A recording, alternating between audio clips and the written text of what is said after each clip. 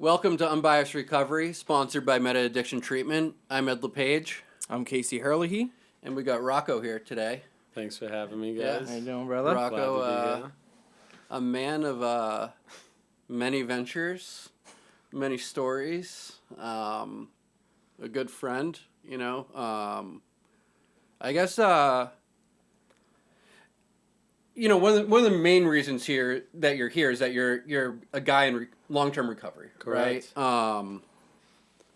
What does that look like for you? Like, how long you been in recovery? Just give us a quick snippet of your story there. I'd like to think I've been in recovery my whole life, to be honest with you. I was kind of born into a family of addiction. Myself, I've been sober 4 years, actively working a program for the last 3. But yeah, it's anything and everything I have in my life stems from being in recovery. You know, whether that's the businesses or the friends that I've made or just the like-minded people that I keep around me, all based in recovery, you know. Nice. So businesses, right? Mm-hmm. You got the barbershop, Over the Top, right? Got Uplift Provisions, which we'll get to that in a second, Mm-hmm. like what you're doing with that because that's fucking awesome. Mm-hmm. And then you just launched another one? So that was more of a collaborative that I did with my buddy Jay, and it's just super relevant. Jay Mack, the backstory, he's also in recovery as well. He does a lot of work with process recovery. He's an art therapist specialist, as well as a very world-renowned graffiti artist. And just kind of having the right group around me to really build a stronger network. And to kind of cut the stigma. You know, meditation is huge. As you know, I try to think I help teach it at your facility, and just really getting to the morning routine of meditation and what it does and the lifestyle that it brings in a positive perspective, I guess. You know, That's Meditation has been one of the most fundamental parts of my recovery. In all honesty. Thanks, Casey. We appreciate that. Yeah. I just wanted to let you know it. yeah. I mean, if you want to touch on that or meditation, you know, the Osho once said, is one who lives in meditation needs not to meditate. That active feeling of addiction, if we're in, drug addiction and we're in a run, it's like you're in a fog in its own place with all these consequences. I try to treat meditation as there's so many different kinds of meditation. It's free. But at the same time, that feeling of just that relief that I get through meditation, whether it's just a breathing exercise or keeping my eyes closed or being in flow, whether that's yoga or jujitsu or, even me cutting hair. I enjoy cutting hair because it's a time of peace for my own self. I try to think of it as a meditation in its own act. Yeah. And when you go with the flow, things tend to just work out right, So meditation it's my only self-care that I really can, it's my armor for the day, Yeah. Yeah, No, I think we all sort of need that from one stream or another, being people in recovery, and really all human beings need that to some extent, right? Yeah. That relief. Yeah, the ability to cope with life, Yeah. So I find that everybody I didn't mean to interrupt you. I'm No, sorry. go. I find that everybody in recovery has that that one thing, right? We all do a multitude of things on a daily basis to keep us connected and on the right path. But there's always that one thing that someone really grabs onto or gravitates towards that they put a lot of emphasis on. Yeah, and, the way that I sort of look at it, especially early on in recovery, with clients that come into Meta, right, is this idea that we're going to give them I hate to use this analogy, but this is how I like to look at it, is as a shotgun approach, right? So you're shotgun approach meaning that we're gonna sort of a shotgun shell that bursts into a bunch of different birdshot. a bird shot, right? So we're gonna give you a bunch of different things that you could do for your recovery. Because, for us to sit and have somebody come in day one be this is what you have to do for your recovery, is pigeonholing them into, this spot where, if this thing is something that disagrees with the human being that they are or doesn't work for that person, right? or isn't it the right time for that person or whatever, like, then it's like, well, recovery doesn't work. Yeah. Right? So, like, giving this sort of shotgun approach before then we can go in there with, like, sort of like the laser precision of, like, a sniper rifle, if you will, right? Staying on the same analogy train, like, that person, like you said, like, meditation, right? You know what I mean? Yeah. Can sort of find their niche and find what works for them. Agreed. And just to touch on that, the seeds are being planted. To even simplify it with meditation, without breath, we die. People forget to breathe, especially in any situation. We are always constantly as humans wanting to react in a situation. I don't use the word react in my life today. I use responding, because responding puts me in a stillness to analyze and self-reflect and make sure that I have the proper perspective on how many people this is going to affect, whether that's in mindfulness, whether that's a word, holding the door open for somebody, an altruistic lifestyle, which we need more of, whether it's recovery-based or just in life, as far as the delivery, too. And that's where the meditation is everything, because it's self-care, it's free, it's crucial to have some safe space. When we talk, especially in class, we talk more about finding your happy place. To me, my happy place is in meditation. For instance, perfect idea. My happiest place in the world is in the ocean with my brother. My brother's also sober, going close to 4 years. Still bartends today. Works a solid recovery program. He's killing it in real estate. But our happiest place is like the funniest moments that I have with him, whether that's food related or just being in the ocean, being weightless. We joke, it's like we float in the ocean in like Good Harbor Beach, and he's like this goofy guy, and he's like, I am one. And he's literally, dude, like, he's one. Yeah, he's literally that's at how peace. He feels. We meditate. We could literally be, we were in like drifting off. Dude, we were down in Fort Myers. I don't even know where we were. We were in the ocean, and his girlfriend was like, hello, where are you? We're like literally almost in Panama, dude. Like Cuba. We're like floating, and we're literally at peace. Like, anything could happen in that moment, right? So just to, not to go off, but like in the class, like I tell people, ground yourself, keep your feet flat. I keep my hands open because I'm open to it, and I just take a quick deep breath in. I hold it, I breathe out, and then when I open my eyes, there could be a war going on outside. I really don't care. Like, I'm in my own routine. I feel weightless. And I'll be able to actually say, if there is a war outside, I'll be able to respond versus going and reacting. I always say that, quote, Napoleon Bonaparte, dress me slowly when I'm in a hurry, because if you rush me, it's going to mess me up. This is a guy that's super ego-driven, dressed to impress. They used to put stilts on him, throw him on a horse. He'd have all his maids get him ready, make sure the buttons are all in. Does Casey get stilts? But he was right, man. He said, dress me slowly when I'm in a hurry. Just like if you're in a rush. All right, if I don't meditate, pray, and make my bed every day, honestly, the day goes wrong. I'll hit every red light, and even if I'm late, I've already accepted it because I'm in meditation, and everything is about timing for me. Everything happens in the right time. Well, so I was, it's interesting that you say that, right? That like you hit every red light, but it's not almost, it's, for me, it's more this idea, and like, not to discredit what you're saying by any stretch of imagination, but like this idea that like, I will notice that I hit every red light. It's not that like anything necessarily in my life happens differently outside when I pray or meditate, right? Because, prayer is sort of the idea of actively engaging in conversation, and meditation, the idea of actively listening, right? To the world, to the universe, to God, to whomever you sort of choose. But the idea for me anyways, and maybe you can expand upon this, is that, like you said, I have the ability to respond to the world, right? I don't have to react. When I don't do those things and I rush out the door and I'm, or like I'm late, I know I'm late, but I didn't do anything, like I chose to sort of put myself into this shitty position, then my day is shitty because my outlook's shitty. Yeah. It's not because anything differently happens. It's like the awareness to change my perception around things. 100%. And, It's funny. I was thinking about John Travolta in that movie. He's like, if you're important, people will wait. Something is just to add to that. But routine is crucial. People ask me, what does your recovery look like?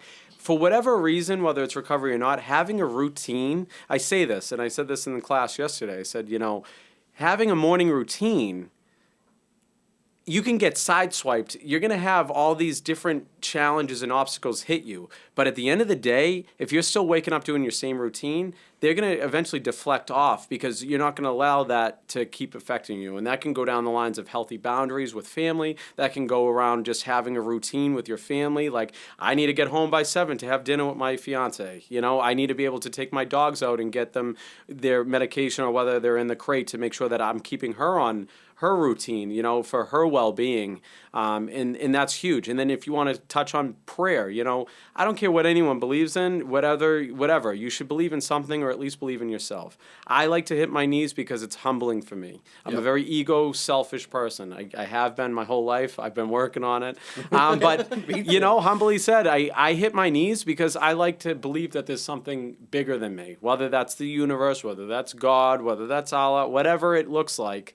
I humble myself in the morning to hit my knees, make my bed, and put my armor on for the day and have that meditation. It's crucial for me. It keeps me on the right path. But it also keeps me in a good clarity of mindfulness. Mindfulness is crucial, in having responding versus the reacting. To go back to that, it's how many people am I going to affect today in a positive way if I'm mindful? Being in this podcast, I love to talk. Everyone knows me for talking, but to be mindful enough to make sure he's getting his time and he's getting his time, but at the same time, analyzing and actually listening and being present for the conversation is huge. And a lot of people don't make eye contact anymore. People are glued to their phones. Like, if you actually just are in a meditation and you can just step outside and breathe in the air and look around you, look at the tree, look at the colors in the tree, look at the wind, look at the birds, look at the different animals interacting. Like, there's so much more to life when you're just actually giving yourself that time and that stillness and being able to sit with your emotions, whether that's mental or in recovery based. But with that being said, how do I break that? I got sober to be happy. I got sober to be in a good life, and to have all these treasures of the world. Once the book The Alchemist, one of my favorite books. So good. One who finds life finds treasure. There's treasures all around us, and it's not money, I assure you. It's quality time. Yep. It's being asked to drive across the country today, literally not the country, that would be expressing, but like 2 states, Massachusetts, New Hampshire, to make sure I got here in time for this podcast, to have an experience. I'm honored to be here. No, and we appreciate it. And I think, so there's this idea that you said somewhere in there, and of like the ability to like slow down, have armor, right? And I remember you might have heard the same thing from the same person, but like I think a lot of us are like, I got this analogy that makes a lot of sense to me, is that like when we're first starting off in our recovery journey, we're a lot like sort of like sand, right? Like if somebody like kicks the sand like doesn't go back the same, right? Like it dissipates. It's not in that spot. That footprint is there, right? But like as we mature in our recovery and as we develop different practices, spiritual or not spiritual, really, but if we develop practices that support our well-being, we become more like water. Yeah. Right? Because like if somebody comes along and kicks the water goes back to where it was. Yep. The water's not affected. Yeah. And it might make a big splash, right? Yeah. So, like, nowadays, like, I will admit I am far more, like, sensitive than I used to be, or, like, in touch with, like, my emotions and stuff, but I bounce back from that more quickly, Yeah. We have some elasticity, right? Exactly, We don't break, Right. The longer we stay in recovery and actively practice our recovery, like, the less worn that rubber band is, really. You know what I mean? Yeah, and you're dead on, and I love that analogy. The world lacks compassion, right? Martin Luther King once said, it's like, when you have nothing left in life but hate, you must find love. And I don't even use the word hate anymore, and I don't use the word react, like I said, for a reason, and I'll get to that, is that if you find a level of compassion, things seem to just kind of go in their own way. Letting things go, like you said, and keeping it simple. I think it's like, I tell it, like I used to see these words in AA all the time, keep it simple, one day at a time. That stuff is so true. There's 24 hours in a day. If I'm having a bad morning, I can literally step back for 5 minutes, give 5 minutes of my time to breathe, and then I can have, say I have a bad hour, a shitty hour in that 24 hours, you bet your ass for the rest of 23 hours I'm going to be at peace. Because I have the power to control my mind, not outside events, and that's where you find your strength. And that was Marcus Aurelius. You know, and this stuff has been going on for 2,000 years. If they got it, it clearly exists, right? Well, and the truth of the matter is, like, the more I try to control outside circumstances, the more miserable I become, because the more I realize my lack of power over outside shit. The more I realize I can't control anything. How like, powerless I am. Like, for instance, today, like, the three of us were late. Yeah. You know what I mean?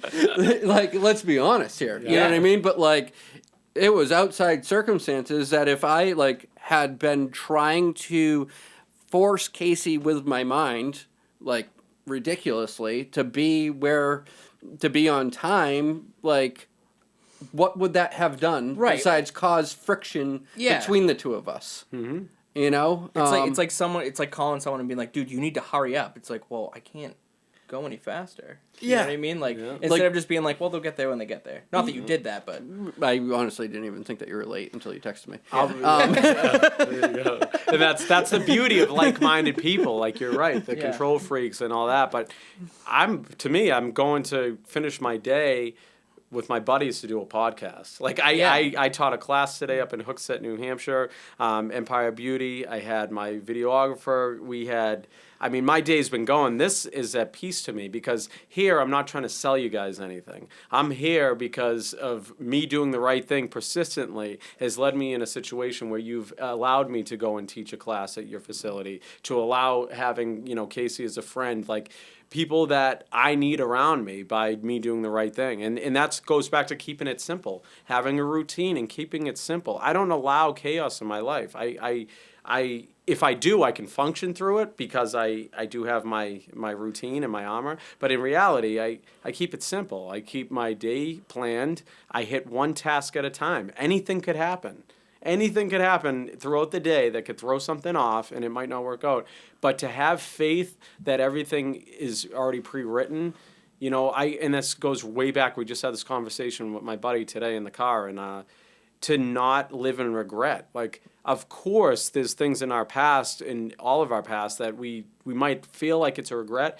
But think about all the people that we've helped along the way in the moment that we're in, through those trials. Right. I've helped more people in my life than I've hurt. I try to believe that. And that's how I can rest my head. Same to you guys. Yeah. And with that being said, there's no coincidences, right? Like, all right, everything happens for a reason, but if I do the right thing, it's definitely like an insurance program that everything's happening for the right reason, if I'm doing the right things.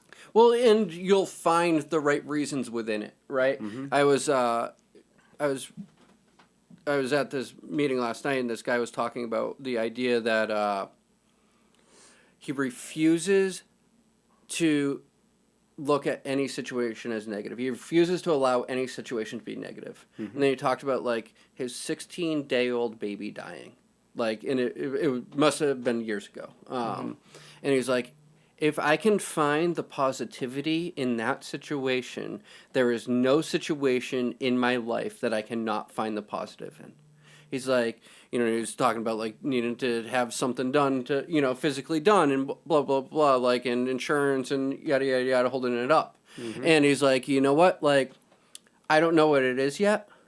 He's like, but at the end of the day, there's some reason why this is happening that is positive. Something positive will come out of this situation, and everything will be better off because of it. And I feel like that goes along with a lot of what you're saying, Silver linings. Yeah. Obviously, that's a very traumatic thing. And trust me, I've seen a lot in my history, a lot of loss, a lot of grieving. And to really add to that, through the I've only buried people in my life, to touch on that are good people. And with that being said, I've literally, with every loss, I'm making a gain from as far as a new person comes into my life that had meaning to that person, so their legacy lives on. I've been touched by this addiction and disease like a lot. I've buried 2 sisters to this disease, over 50 friends. I can't stress that enough. I just lost a young kid, no names, like 17 years old. I got asked by the family to go and cut this kid's hair for his funeral, and like the old me, had I not had my routine, it probably would have been a very traumatic situation. Right. But in the grand scheme of things, look at how much how the people felt after the fact. Like, that kid was able to leave this world looking good, knowing that the family could have somebody to reach out to in my industry and not feel like it just felt like you're not alone, right? Yeah. And that's the silver linings. It's tough, and I have to believe that there's life after death, and I have to believe that there's something greater than that. Or what are we doing this for? Yeah. Yeah. What is the point in doing right if you don't feel that way, Well, if there isn't anything, then there is no point. Yeah. Right. Quickly before we have to wrap up, I do want to touch on Uplift. Right. Yeah, of course. So, Uplift Provisions is a hair product line, but it is so much more than that. Can you sort of like tell people that may be tuning into this, like what Uplift is, what it's about, and like how they can get involved? Yeah, so Uplift Provisions Company, it started on my kitchen stove. It's a byproduct of my lifestyle. It's a lot more. It's a lifestyle. And to touch on that, it's a brand of unity, right? Just like in recovery. I was in my lowest point when I started making pomade on my kitchen stove. I had 2 broken feet. I was cutting hair 12 hours a day, 6 days a week on a stool. And I was just done with it. And I wanted to know what I could capitalize on. And I know products. But I also know that a brand is far more than the actual product itself. The word uplift, uplifting people, being in this room. Hopefully the viewers out there that are listening to this, you'll get some kind of uplifting experience from something like this. Bringing people together, like-minded individuals, to just have that armor for the day. Our products, we use all natural ingredients. The peppermint lime scent is uplifting. The color scheme, uplifting. It's Boston and New England based. We support local, uplifting.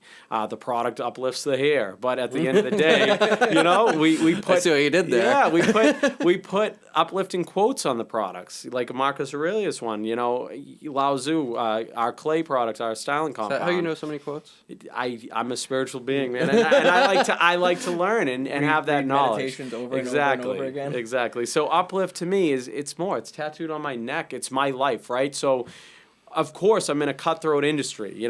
We get life a different way than I'd say a lot of people in my industry because we are in recovery. And not to say that we're in a greater spot or whatever, but you just really let things go with the flow. And That perspective. it's way different. Yeah.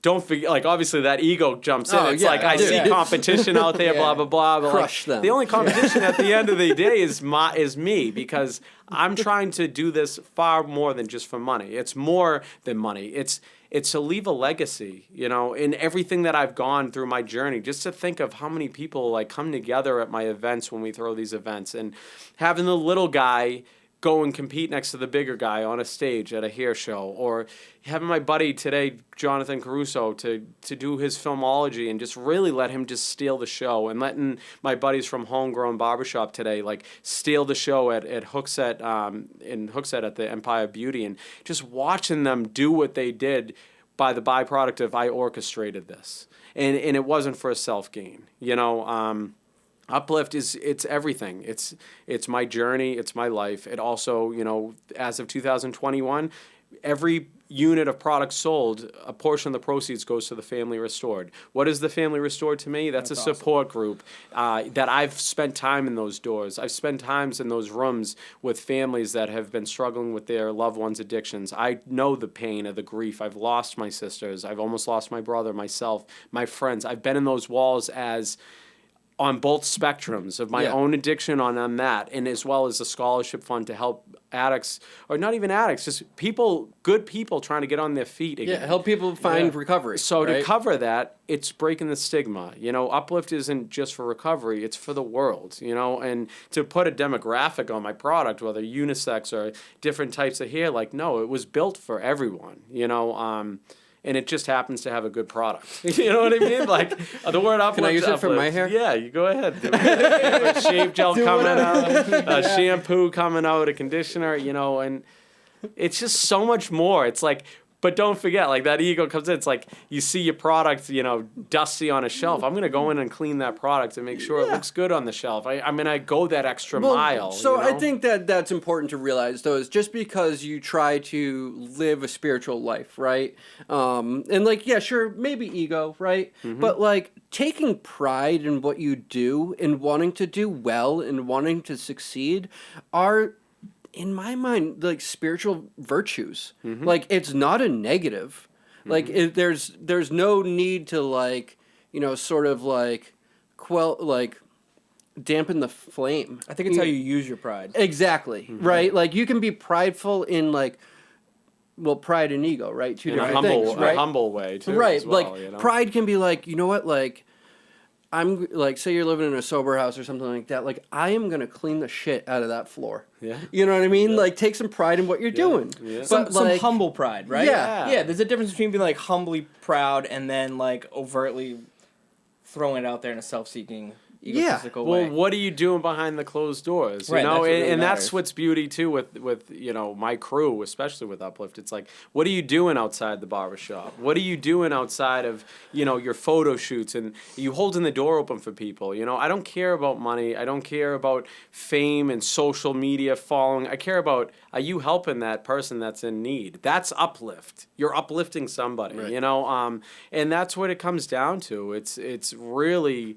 It's so much more, and it needs to be broadcast to the world. We can go on all day about the meditations and stuff that stuff should be taught in elementary school. Uplifting somebody, and if you see somebody that's having a bad day, I was literally just talking about this, and it was crazy. It's you go to a grocery store and you see everyone's on edge right now. It's COVID. It's a pandemic. It's tough. It's a scary world. Yeah, you might not be able to smile through that mask, but even giving the common courtesy, you go ahead, or holding that door, it's that could mean the world to that person. Going that extra 15 minutes on the call with my father while he's in a rehab center, and he's called me 27 times today, and I'm busy, but I'm going to still take that time to have that call with him because it's going to go so much further for him. Right. Going that extra mile for somebody. When you sit in my chair in a barbershop, I'm not giving you a haircut. I'm giving you an experience. I don't care if I'm in a bad mood, I had a bad day, I got a flat tire. I'm going to project the most positive way I can onto that person, whether that's a good haircut, a style, a good conversation. And that's the way that the life should... life seems easier that way when you're doing that kind of stuff.